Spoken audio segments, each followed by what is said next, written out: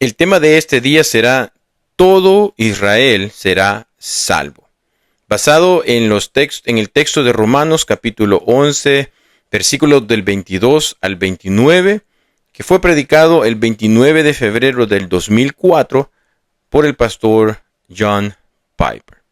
El texto bíblico lo leemos y dice de la siguiente manera: Nota pues la bondad y la severidad de Dios, severidad para con los que cayeron, pero bondad para contigo si permaneces en esa bondad. De otra manera, tú también serás cortado. Y aun ellos, si no permanecen en su incredulidad, serán injertados, pues Dios tiene poder para volver a injertar. Porque si tú fuiste cortado del que por naturaleza es un olivo silvestre, y contra naturaleza fuiste injertado en el buen olivo, ¿cuánto más estos que son las ramas naturales serán injertados en su propio olivo? Para que no seáis sabios en vuestra propia opinión, quiero que entendáis este misterio, hermanos, que ha acontecido a Israel un endurecimiento parcial, hasta que haya entrado la plenitud de los gentiles, y así todo Israel será salvo, como está escrito: vendrá de Sión el libertador, él apartará de Jacob la impiedad, y este será mi pacto con ellos cuando yo quite sus pecados. En cuanto al evangelio, son enemigos por causa de vosotros, pero en cuanto a la elección, son amados por causa de los patriarcas, porque los dones y el llamamiento de Dios son irrevocables. Dios nos tiene en Romanos 11 en un momento notable de la historia. El lugar de Israel como pueblo en el Medio Oriente es un tema global con implicaciones mundiales. Y el lugar de Israel aquí mismo en nuestra ciudad es, en este momento, un tema de primera línea, como lo es en todo el país, en gran parte debido a la pasión de Cristo de Mel Gibson. Así que déjame poner el mensaje de hoy en ese contexto. El viernes pasado recibí un correo electrónico de un líder judío de la comunidad, enviado a alguno de los ministros del centro de la ciudad. Fue una expresión gentil pero firme de preocupación sobre la película de Gibson. Después de alabar el historial de diálogo pacífico entre judíos y cristianos en Minnesota, el mensaje decía: es con este sentido de respeto y necesidad de diálogo que les expresamos nuestras preocupaciones sobre esta película. Somos muy conscientes del potencial de división que esta película podría reabrir, no solo entre judíos y cristianos, sino también entre cristianos de distintos puntos de vista. Nuestro mundo se ha polarizado demasiado en los últimos años y creemos que esta película promueve precisamente esa polarización. Tras ver la película, nos sentimos profundamente perturbados por la forma en que se retrata a los judíos. Ningún grupo religioso, racial o étnico da la bienvenida a los estereotipos. Esta película muestra a los judíos que no siguieron a Jesús como una multitud sedienta de sangre, exigiendo su crucifixión, inflexible en su deseo por tormento y muerte. Durante casi 2000 años, la semana previa a la Pascua fue un tiempo en que ocurrieron algunos de los peores actos de violencia contra los judíos. A menudo porque las representaciones de la pasión alentaban una interpretación que culpaba colectivamente a los judíos por la muerte de Jesús y recordaban también que los judíos no aceptaban a Jesús. En las últimas décadas, la Iglesia Católica y muchas denominaciones cristianas han reconocido que la acusación de deicidio, o sea, matar a Jesús, y la manera en que se retrataban a los judíos en las representaciones de la pasión han contribuido a la muerte, expulsión y terrible maltrato del pueblo judío.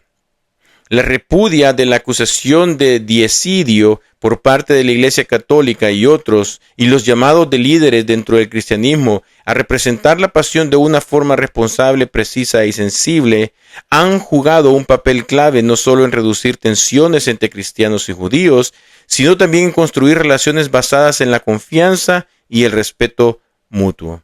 Esperamos que al ver esta película y al hablar de ella con sus congregantes, ustedes y ellos adquieran conciencia de la perspectiva judía y lleguen a comprender el origen de nuestras preocupaciones y la sinceridad de nuestras oraciones por paz y entendimiento. Pedimos a los líderes cristianos que compartan estas perspectivas con sus congregaciones mientras reflexionan sobre el significado y comprensión de esta película controvertida. Nuestra esperanza es que todas las instituciones religiosas consideren parte de su misión construir puentes de entendimiento y paz. Yo no pretendo aquí defender la película. Usted mismo puede decidir si es una representación responsable, precisa y sensible del sufrimiento final de Jesús.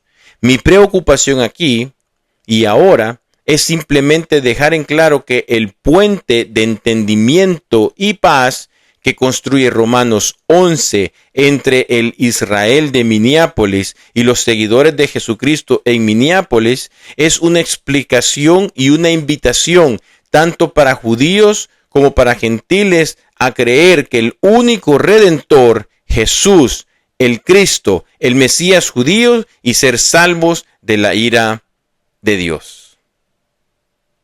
El apóstol Pablo dice en Primera de Tesalonicenses capítulo 1 versículo 10 que los cristianos esperan de los cielos a su Hijo, el cual resucitó de los muertos, a Jesús, quien nos libra de la ira venidera.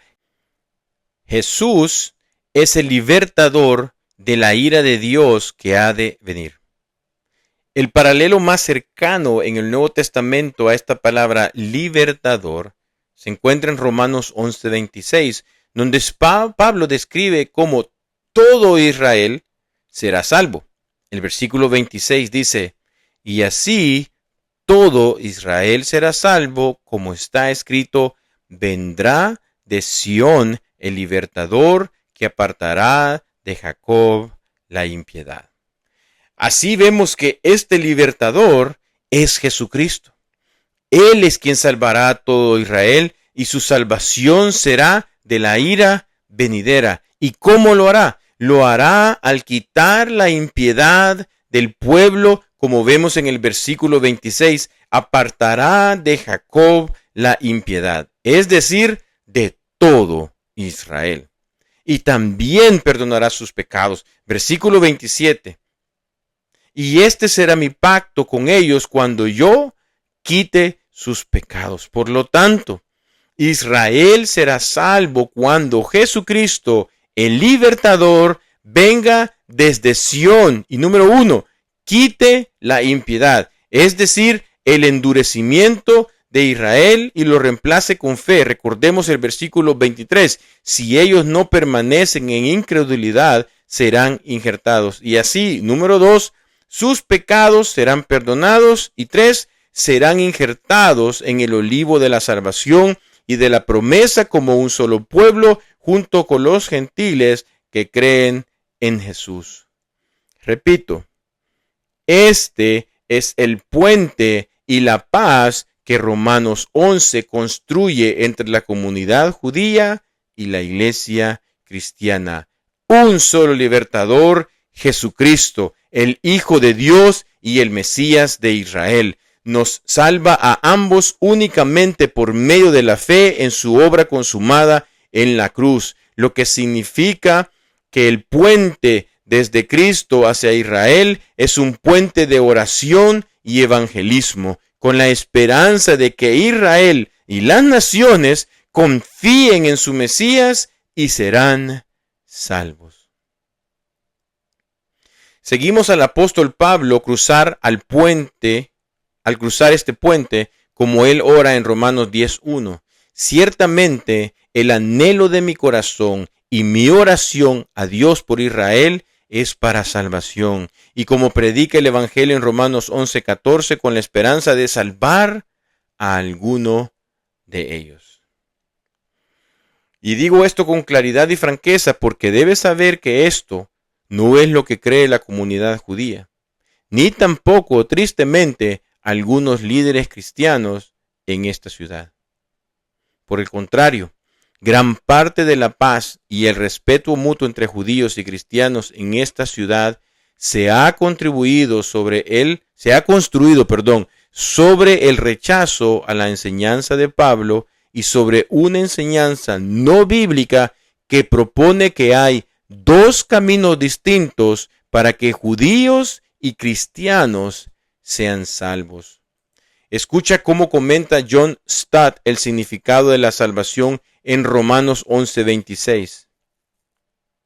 Es comprensible que, desde el Holocausto, los judíos hayan exigido el fin de la actividad misionera cristiana hacia ellos y que muchos cristianos se hayan sentido incómodos de continuar con ella. Incluso se ha sugerido que el evangelismo dirigido a los judíos es una forma inaceptable de antisemitismo. Por eso algunos cristianos han intentado desarrollar una base teológica para dejar a los judíos en paz en su judaísmo, recordándonos que el pacto de Dios con Abraham fue un pacto eterno. Sostienen que aún está vigente y que por tanto Dios salva al pueblo judío a través de su propio pacto sin necesidad de que crean en Jesús. Esta propuesta suele llamarse teología de dos pactos. El obispo Christer Stendhal fue uno de los primeros estudiosos en defenderla, argumentando que existen dos vías de salvación distinta. Una vía cristiana para el remanente creyente y los gentiles creyentes, y una vía para el Israel histórico que depende del pacto de Dios con ellos. Romanos 11 se opone claramente a esta tendencia al insistir en que hay un solo olivo al cual pertenecen tanto judíos como gentiles creyentes. Y la ironía de esto, escribe Tom Wright, es que a finales del siglo XX, para evitar el antisemitismo, se ha promovido una postura, o sea, la de no evangelizar a los judíos, que Pablo considera precisamente como antisemitismo. Sí, y no solo es irónico, sino trágico. Dudo que una iglesia que renuncie a evangelizar al pueblo judío pueda mantener el evangelio por mucho tiempo. Este será sofocado por al negar la necesidad de la fe en Cristo para la salvación. El apóstol Pablo habría considerado esta postura de salvación por dos vías como una negación radical de la obra de Cristo y un profundo fracaso de amor hacia Israel.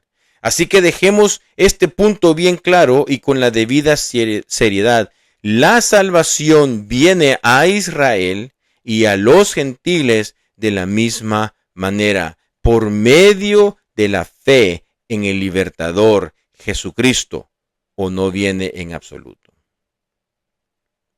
Ahora bien, el punto del texto de hoy va mucho más allá de lo anterior. No solo la salvación para Israel es únicamente a través del libertador Jesucristo, sino que esa salvación para Israel ciertamente vendrá. La salvación de Israel no es solo una posibilidad, sino una certeza. Dios ha dado la promesa y Dios ha llamado a Israel para sí mismo, y Pablo dice en el versículo 29, porque irrevocables son los dones y el llamamiento de Dios. Leamos entonces la promesa en Romanos 11, 25, 26, que dice, porque no quiero, hermanos, que ignoréis este misterio, para que no seáis arrogantes en cuanto a vosotros mismos, que ha acontecido a Israel endurecimiento en parte hasta que haya entrado la plenitud de los gentiles, y luego todo Israel será salvo, como está escrito, vendrá de Sión el libertador y apartará de Jacob la impiedad. No dice todo Israel podría ser salvo, sino todo Israel será salvo. No todos están de acuerdo en que todo Israel se refiere a la nación en su conjunto viva en alguna generación futura. Algunos interpretan que todo Israel se refiere al verdadero Israel espiritual, incluyendo a judíos y gentiles. Otros creen que se refiere al remanente de israelitas étnicos creyentes que se han estado salvando a lo largo de la historia mediante la fe en Cristo. Ambas posturas niegan lo que yo he estado argumentando, que habrá una gran y asombrosa conversión nacional de Israel algún día. Permíteme resumir nuevamente varias razones por las que creo que el versículo 26 y luego todo Israel será salvo significa que algún día la nación como conjunto, no necesariamente cada individuo, ¿verdad? Podemos ver primer libro de Reyes 12:1, segundo libro de Crónicas 12:1, será convertida a Cristo, se unirá a la iglesia cristiana y será salvo. Y después concluiré con algunas implicaciones. Así que veremos 5 razones por las que yo creo que Romanos 11:26 se refiere a la nación de Israel como un todo. Número 1, el término Israel en los versículos 25 y 26 se refiere naturalmente a lo mismo. Versículo 25. Ha acontecido a Israel endurecimiento en parte. Esto debe referirse a la nación como un todo a través de las generaciones y continúa hasta que haya entrado la plenitud de los gentiles y luego todo Israel será salvo. No creo que el significado de Israel cambie entre el versículo 25 y el 26. El Israel endurecido, la nación como conjunto, será el Israel salvo, la nación como conjunto. Número 2. La referencia en el versículo 26 a quitar la impiedad de Jacob encaja con una visión nacional de todo Israel. Versículo 26. Vendrá de Sión el libertador que apartará de Jacob la impiedad. Esto parece ser de manera natural una imagen del regreso de Cristo en su segunda venida, y quitar la impiedad de Jacob se refiere naturalmente a la remoción del endurecimiento mencionado en el versículo 25. Jacob aquí no es una referencia típica al remanente escogido. El endurecimiento durará hasta que entre la plenitud de los gentiles, el clímax de las misiones mundiales, y entonces Cristo vendrá, levantará el velo y quitará el endurecimiento, o sea, apartará la impiedad de Jacob de todo Israel. Número 3. El paralelismo entre las dos mitades del versículo 28 apunta también a Israel como nación en su conjunto. Leamos lo que dice el versículo 28. En cuanto al evangelio, son enemigos por causa de vosotros. Esa mitad del versículo claramente se refiere a la nación como un todo, enemigos de Dios. Por lo tanto, la segunda mitad también debe referirse a la nación como un todo. Pero en cuanto a la elección, son amados por causa de los padres. El punto de este versículo es mostrar que aunque Israel ahora es una nación incrédula y quebrantadora del pacto, eso cambiará. La nación que ahora es enemiga será convertida más adelante por causa de la elección y el amor de Dios. Número 4. Los paralelismos en el versículo 12 apuntan en la misma dirección. Veamos el versículo 12. Y si su transgresión de la nación judía, ¿verdad?, es la riqueza del mundo, o sea, la salvación para los gentiles, y su fracaso es la riqueza de los gentiles, ¿cuánto más su plena restauración? Aquí, su plena restauración se refiere naturalmente a la misma nación mencionada en su transgresión y su fracaso. Por tanto, su plena restauración se refiere a la salvación de todo Israel, una salvación nacional. Número 5. Lo mismo sucede con los paralelismos en el versículo 15.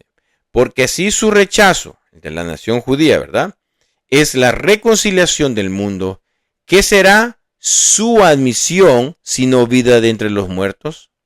La nación ahora rechazada será aceptada. Por tanto, la aceptación de la nación judía se refiere naturalmente a la salvación de todo Israel, la salvación de la nación como conjunto algún día. Ahora veamos las implicaciones. ¿Cómo sucederá esto?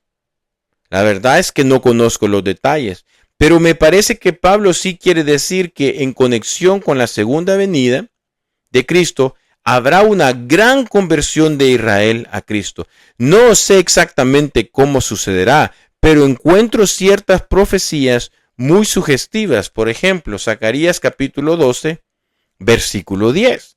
Dice lo siguiente: y derramaré sobre la casa de David y sobre los habitantes de Jerusalén espíritu de gracia y de oración, y mirarán a mí, a quien traspasaron, y llorarán como se llora por un hijo unigénito, afligiéndose por él como quien se aflige por el primogénito.